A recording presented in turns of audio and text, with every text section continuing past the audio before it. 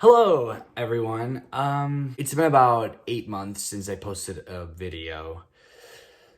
Yeah. Anyways, I'm here today to talk to you guys about Red, White, and Royal Blue by Casey McQuiston. Okay. What a book. Okay, I finished this last night at like 2:20 in the morning, but thankfully I wrote down lots of notes while reading this book. So we're going to talk about it. Okay, so first I'm going to just say my overall thoughts. Well, the summary, my overall thoughts, non-spoilery, and then I'm going to jump into spoilers full on. So, this book, it tells the story of the son of the first female president of the United States and this fictional Prince of Wales from the UK who fall in love. And tell me, that premise is pretty Bleep. amazing. That's the reason why I picked it up. So, it's a story about Alex, the son of the first female president of the United States, and Henry V, if I'm right, which is just this prince, the royal family, part of the crown. In a royal incident, which I won't mention, but it happens at the beginning of the book, they are basically forced to be friends because they're not friends per se. They kind of hate each other. We do follow Alex throughout the whole book. It's not first point of view, but it's following him only. So we know that he hates Henry. But because of a royal inconvenience situation thing that happens, they are forced to bond and form a friendship, which obviously they're not keen on for a while, but this develops into something else. And that's basically the story. Non-spoilery thoughts. I liked it. Right now, because I finished it last night, right now it's like a 3.8 out of 5 stars. What do I think about this book? Fun, entertaining. I would say it's a very nice queer romance. I was really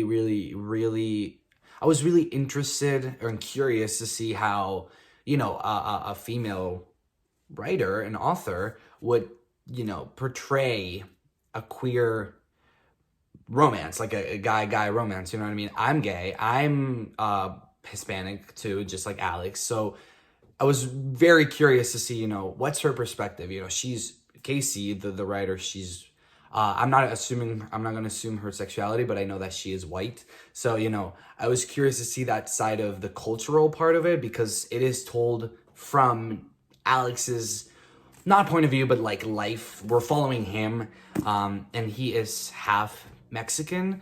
So I was like, oh, it's going to be interesting to see it, which is very interesting. And I feel like she does a very great job kind of representing queer people and also Hispanic people. I'm not Mexican, but in the sense of the cultural references and the Spanish, and it's not ignored in other books I've seen where it's they're half Middle Eastern or they're half Asian, but it's not explored at all. It's just because we want to just add this, but it's not explored. Here it's very explored, which is really cool. Both the language and the culture, food and music and everything else. So I found that really cool. Another interesting thing about the book is that it's just a lot of fun if you're just cruising, but it's long enough to keep you engaged for a few days if you want. You know what I mean? Depends on your reading speed. You might devour it in a day. I'm kind of a slow reader, so it took me 3 days to read it, but I still enjoyed it throughout, and I never really felt I was oh, I'm so bored, I'm not gonna keep going. Because really, the story is always going. But it does have moments where I'm what the hell is going on right now? There's no plot. What are we striving for? What are the stakes? What are we worried about? Everything is just neutral for a while. But I enjoyed it anyways. Another thing, before I go into spoilers again, the characters. I really enjoyed the characters, and I think that's one of the reasons why I was able to just, push through the sluggish, plotless moments. Really enjoyed Alex and Henry. Very cute. They're older than, your typical YA book. I don't know if this is YA because it has a lot of sex in it. It's not erotic either, like 50 Shades of Grey, but it's like sex and like, adult stuff. I'm gonna go into spoilers soon, so if you haven't read this book, go ahead and read it. I'm gonna go into spoilers, but it's gonna take a while when it's like significantly, but whatever. I'm gonna start talking more freely. So, if you're still here, it means you've read it or you don't care, but that's okay. Casey tries really hard to include pop culture in the book. I mean, there's pop culture references spread throughout, and I think it was more at the beginning, and then it kind of calmed down, but it was still like very much modern. And I know this takes place in the year 2019, 2020, like it's very, very, very, very, very modern, but all the pop culture was like a little bit too much for my taste at times. Like, it was just a lot. And I remember reading the book, what's it called? Oh, I have it right there. What If It's Us by Becky Albertalli and Adam Silvera. I read that like 3 years ago, but I remember that book had a lot of pop culture in it, like lots of it, referencing like, Hamilton and stuff like that. And that was a lot for my taste at the time. I was like, oh my gosh, like too much. But it was fine. I usually just glide over it. And same thing here. Like she was putting a lot of pop culture, and I was like, okay, enough. Too much. Okay, so I'm gonna start, with the little criticisms that I have. I'm gonna read what it says right here. I'm on page 200 so far. There is no rising action and or plot that incites a rising action. There is nothing going on that has me on the edge of my seat, but there's nothing else happening that seems like will boost the story towards an exciting climax. Something I really enjoyed about this book was the whole trip to Texas. It reminded me, this is gonna be weird, it reminded me a little bit of The Summer I Turned Pretty by Jenny Han. I can't believe I'm comparing this. That book is not great, but I really enjoy the aspect of water and like the beach, and when the Texas trip happened and the whole lake scene, and being there and eating like the traditional Mexican food and listening to Mexican music, and it was really nice, really fun. It felt like Alex and Henry were actually like, well, not teenagers, but young adults enjoying life. Unfortunately, Henry messed it up at the end. Alex and Henry are in their lake, and Alex is about to say, I love you for the first time. And Henry knows, and he freaks out, leaves the lake, and literally leaves back to London. He just leaves back to London, and I was like, oh. I was really upset about that. And you know what? From that, I thought that was going to be the boost of the rising action. And mind you, this was like 270 pages in, like I was already in, but I was like, oh, is this gonna be the rising action? Like Henry's gonna leave, and Henry's gonna be like really worried and confused, and that's gonna be the whole thing. No, that was not the whole thing. The way it resolved so quickly was a little bit ridiculous to me.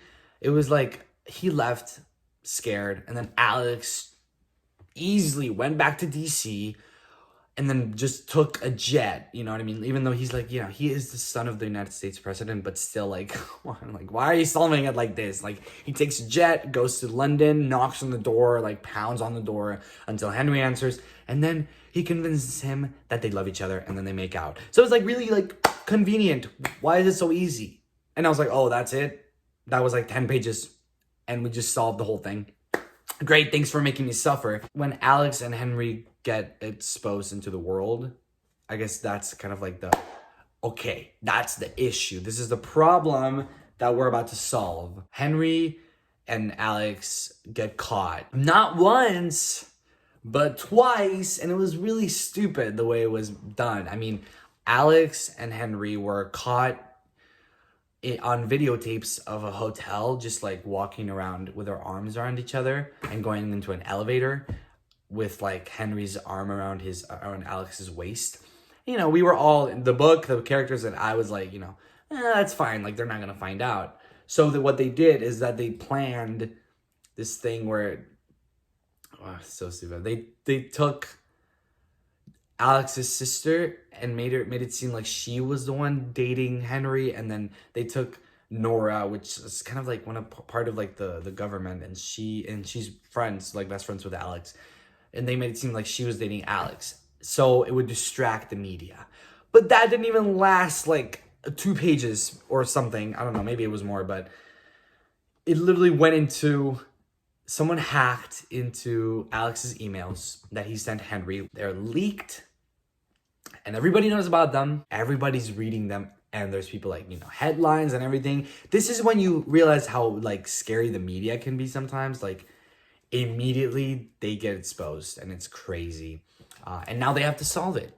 And it's very run around the White House, run around the world to fix it. Why is this car like pulling up? Also, they leak a video of them like kissing in a car. Someone like is able to take a picture of them kissing, and it's so cute. The scene is so cute.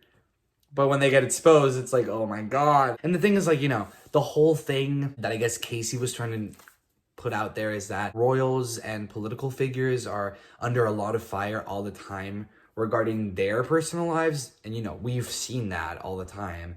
It's still happening. Thinking about how nobody around them for a while was going to allow them to have a relationship, even though they agreed or supported their relationship. They didn't want to allow it just because of the sake of the crown on this side and, the government on this side. But I think the takeaway of this book is just be yourself. Like, always be yourself. Another thing that I was a little bit picky about right at the end was how convenient some things were. They somehow get a hold of the queen. They all go and meet her. Somehow there's a lot of yelling and a lot of raising their voices. This queen is very rude. I mean, not rude, but like, she's like stubborn and a bigot. And so they were trying to convince her, like, we can be in love. This is real love. And she was like, nope, nope, nope. And then her daughter just goes off on her and, like yells at her. And somehow she's able to convince her to make her queen, even though that's not how it works at all. How convenient is it that you got to convince the queen about all of this? Now we're going to talk about the ending, the very, very ending. Alex's mom wins. There's a celebration.